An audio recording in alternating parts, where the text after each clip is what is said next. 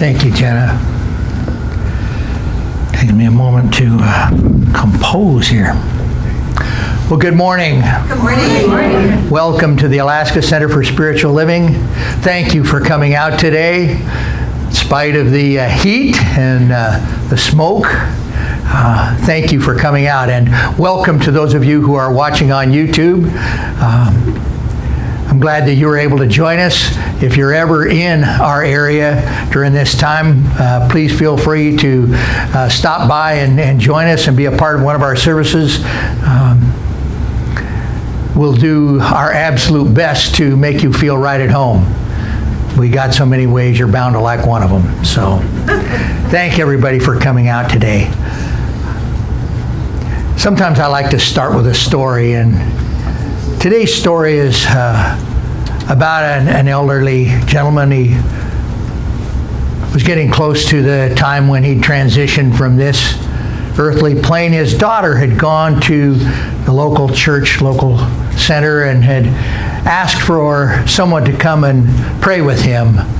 And the center had sent out their newest assistant minister fresh out of ministerial school, and he arrived and he was shown into the gentleman's room, and there he was in his bed. I had a couple pillows propped up, and there was an empty chair. And he said, "Oh, I see you're expecting me." And the elderly gentleman said, "No, who are you?" And he said, "Oh, well, I'm the new assistant minister there at the center, and I came to pray with you." And the older gentleman gave him kind of a steely gaze, and he said, "Would you mind shutting the door?" And so the younger man shut the door, and the older man said, "Kind of have a confession to make here." He says, I've never really been into this praying thing." He says, I've heard the minister down there at the center talk about it, and I kind of tried it a few times, but he said I just never really had much of a connection there, and I just never got this whole praying thing. But then a few years ago, my best buddy and I were talking one day, and I kind of told him I wasn't so much into prayer, and he told me, he says, it's easy, Tom. Here's all you do. You just sit yourself down and you get an empty chair and you put it in front of you. And you just pretend like God's sitting in that chair. And then you just kind of talk to God. And he said, you don't have to be flowery and you don't have to all this stuff. All you got to do is come from your heart and you can talk to God. Well, I didn't know what to think of that. And so after he left, I gave it a try.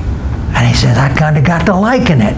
And he says, got to the place where I was talking to God every single day. He says, now here I'm kind of coming to the end, and I spend a couple hours a day talking to God right there in that chair.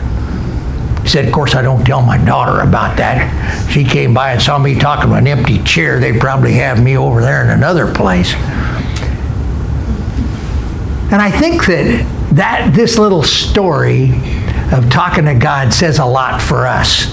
And I love that, the quote in the sacred reading. We feel certain that a little conversation with the deity would do us more good than much conversation with one another. And I think there really is something into all of this. Our theme for the month of July is creativity. And the title of my talk today is Imagine. Thank you, Jenna.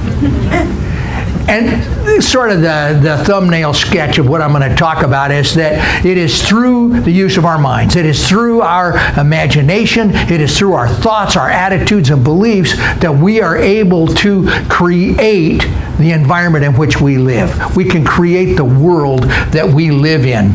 So my 3 points, I'm going to talk about change your thinking, I'm going to talk about prayer, and lastly, I'm going to talk about who have you come here to be. First of all, change your thinking. We are all creative. Every one of us. Because at every moment of our lives, we are creating. We are creating our life. We are creating the conditions of our existence here. We're doing it through our thoughts and our attitudes and our beliefs. The question then becomes, how do we frame those thoughts and attitudes and beliefs to create the kind of a world that we want?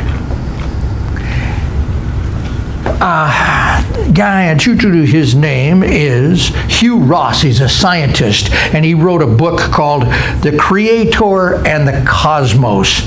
And in this book, he identified 25 different unique factors that are so improbable, yet they were what came to be to happen to create the universe. It's mind-boggling. It's more than we can really get our arms around. And so one of those 25 factors has to do with the relationship, the ratio of protons and electrons in the universe. And this has to be equal to a point of 10 to the 37th power.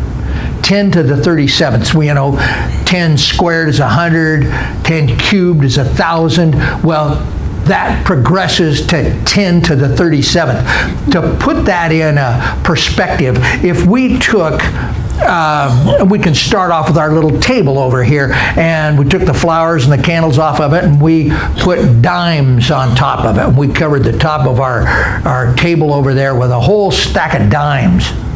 Only we don't just have our table, we extend this stack of dimes to the entire room. We extend it to the entire city. We cover the entire state of Alaska with dimes. And then, that's not enough. We include the entire North American continent. Alaska and Canada, the lower 48, Mexico, are all covered in dimes. And how deep do these dimes go? They go all the way to the moon. We got dimes all the way to the moon. And then we take one of those dimes, and we get out some fingernail polish and we make it red. And then we put it back in there and we stir it all up and we mix up all of these dimes that are all the way to the moon, covering the entire North American continent. And then we reach in and we pull out a dime. Our odds of pulling out the red one are 10 to the 37th. We are not here by accident. We are here by a divine creation. We are here by divine appointment. It's no accident that we're here, not 10 to the 37th. And that's just one of the 25 factors that are all involved in this. The delicate balance. Next time I'm going to talk about prayer. And originally I had this constructed around prayer, and I was going to talk about prayer. But I realized yesterday at centering prayer, there is such a close relationship between prayer and meditation, and then the third leg of that milk stool is visioning, and they are all intertwined very deeply. So I'm going to talk about all three of them, and I'm going to tell another story. This is another elderly gentleman. Out in front of his house, the sidewalk was crumbling. The concrete was all breaking up, and it was heaving and was breaking up, and it was kind of a mess. And he decided he was going to do something about it. So he prayed. And, I've got to help her. And so he prayed. And then he got the bright idea. What he would do would be to create the form for this. So he went out and he got the 2x4s and the things necessary, drove the stakes in the ground. He had the neighbor kids haul away the old concrete chunks, and he put them, he threw those away, and he created the forms.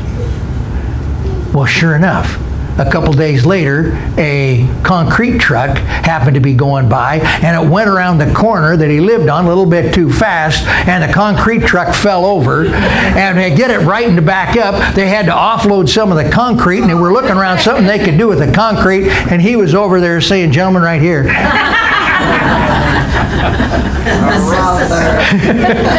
Coincidence? I don't know. But it's a 10 to the 37th moment. It's one of those things, it's too big a coincidence. There is a power in the universe, and it is for us. And it is for us all of the time, not just part of the time.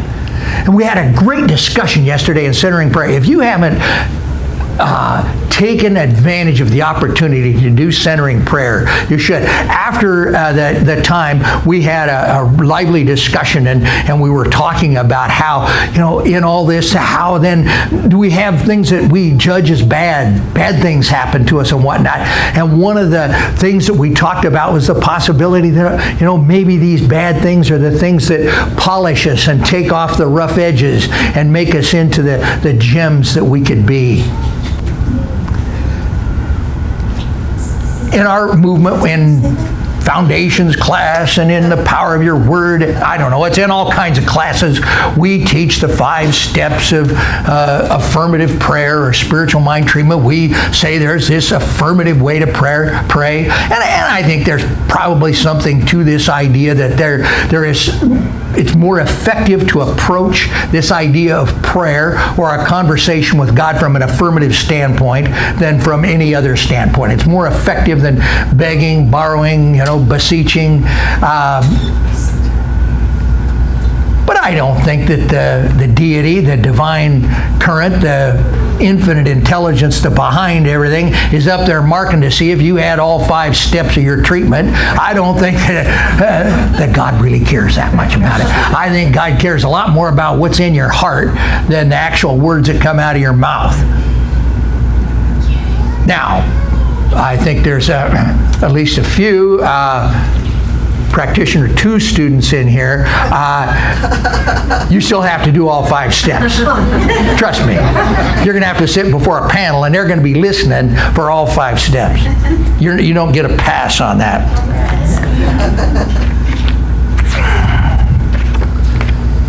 C.S. Lewis, he wrote the Narnia Chronicles, children's books. He wrote a lot of other stuff.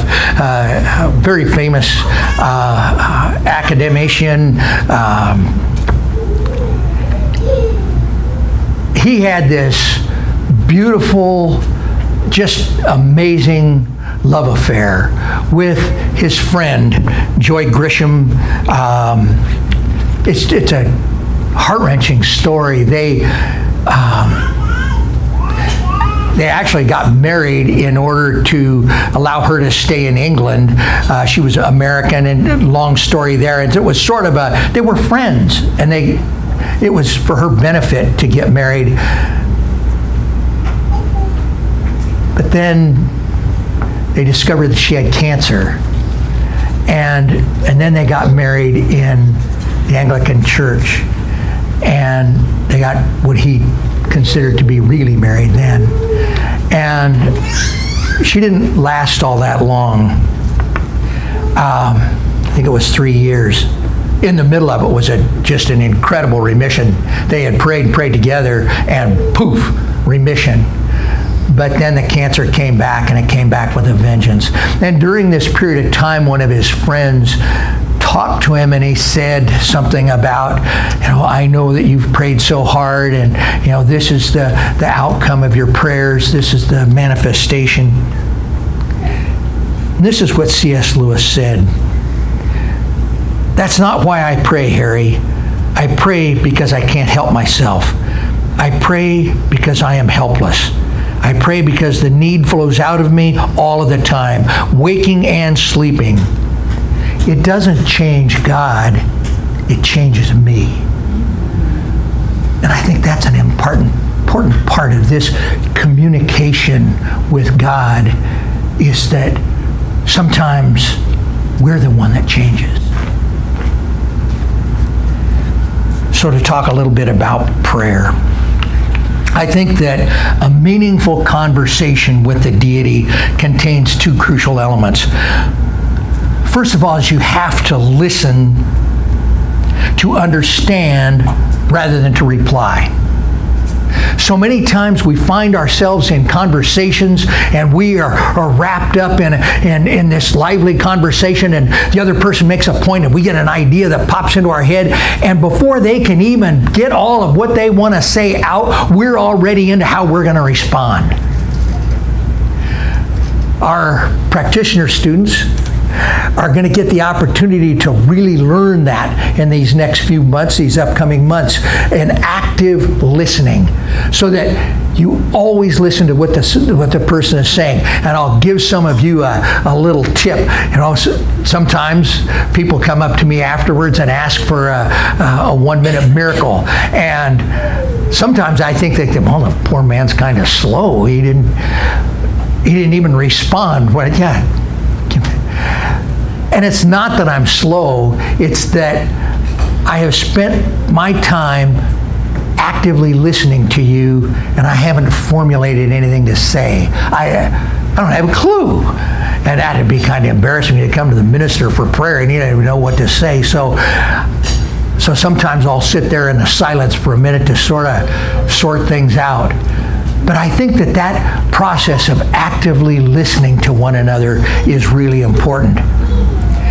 But then we need to extend that practice of actively listening to others to ourselves. Actively listening to ourselves. And this is where that part of visioning comes into this triangle of prayer. You listen to yourself in order to understand the basis of your own beliefs. Meaningful conversations encourage probing the complexities of our world. It's important that we not just play on the sidelines, that we really step into the world, that we really tackle the issues of the world. Imagine there's no countries.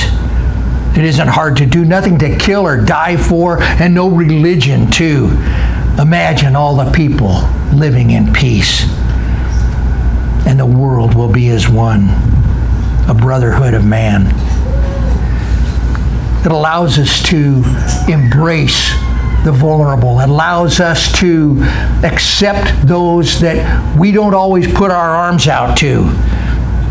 It allows us to bring the vulnerable to the forefront. Things like the Me Too movement, Black Lives Matter, LGBTQ plus rights are all fundamental freedoms that we have. And when we can do that and we can face the problems of the world, including climate change, including fires. I've lived here for a long, long time. I imagine I could count the number of times that I remember over 85 in Anchorage, Alaska on the hands, fingers of one hand. And earlier this week we had 90. The world is changing right before our eyes. And we can do something about it. We can do something about it individually and collectively. And one of the things that we can do about it is this idea of prayer. We can awaken to the inherent power within us, even as we help others find it by listening to them. Third point, who have you come here to be?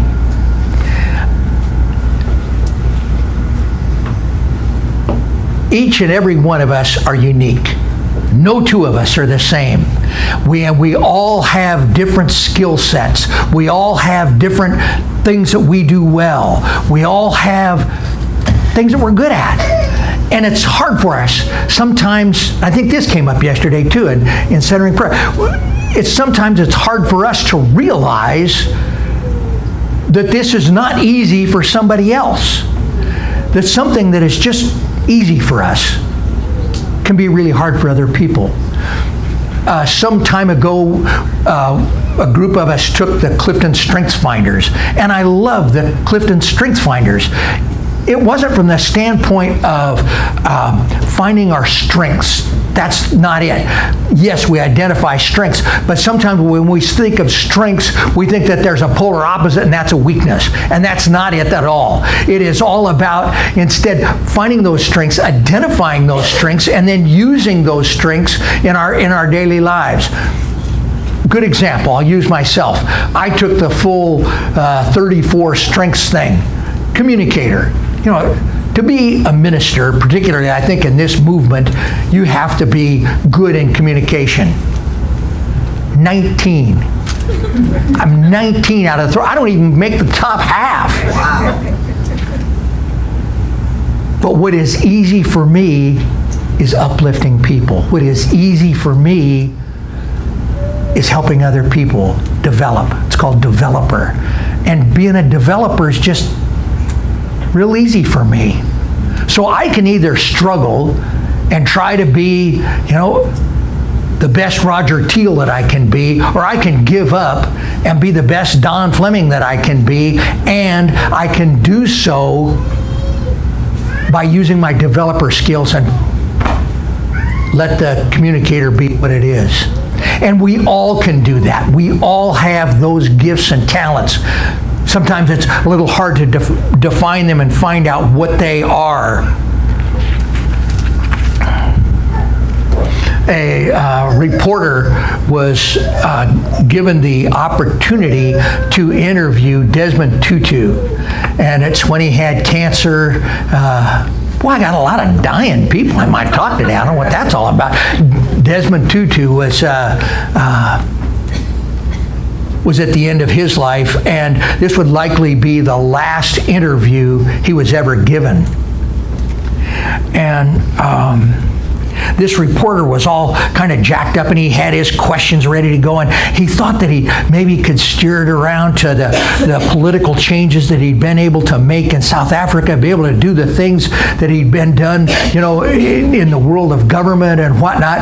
And he went in and he started to talk with Desmond, and the first thing Desmond said was this: "If this is going to be my last interview, I'm glad that we're not going to talk about politics. Let's talk about prayer and adoration, about faith and hope and forgiveness."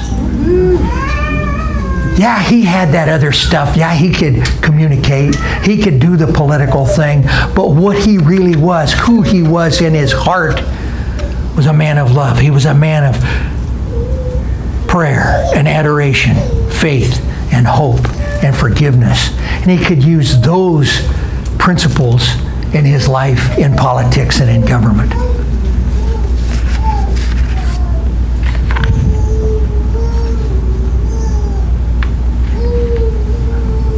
What I want everybody to take away today with is we have all come here today. We have all come to this place at this time, this earthly plane, to do something, to be something. And that is the best that we can be.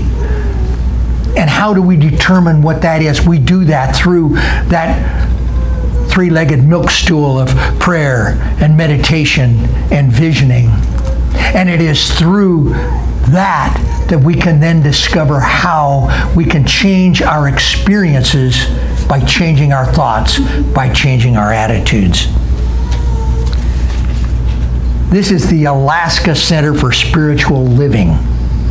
We do study and we contemplate and we pray and we talk about things, you know, but we're not the Alaska Center for Spiritual Study, nor the Center for Spiritual Talking About Things.